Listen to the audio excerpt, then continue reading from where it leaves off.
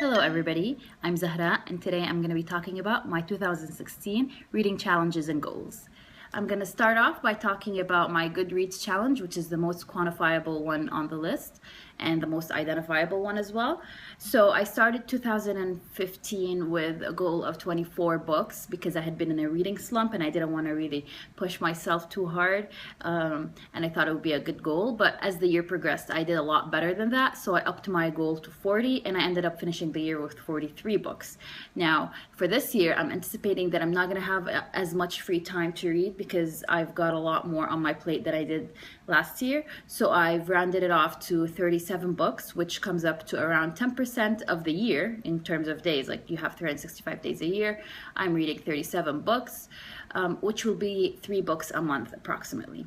My second challenge is the Popsugar reading challenge, which I will link down below. I've printed out a copy of the challenge, and I'm not really concerned about finishing each and every single point in this challenge. It's more about having a stimulant and something to look at whenever I'm stuck on what to read next, and it'll help me diversify my reading because it has things that I haven't tried before, such as graphic novels or reading more translated fiction, a book recommended by someone I just met. It'll be interesting to at least try to attempt to finish as much as possible, and I'm doing this with a bunch of my friends.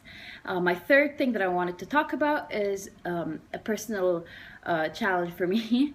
I am not very good at reading nonfiction, and I find it a little dry. I understand the importance of reading nonfiction and the value that you would get in reading nonfiction, so I decided that I need to at least pop in 1 or 2 nonfiction books this year and plow through them, because I do value the knowledge, the new ideas, the opinions, and different subject matters that can be covered in nonfiction, and I want to give it a try. So that's something that's on my list this year.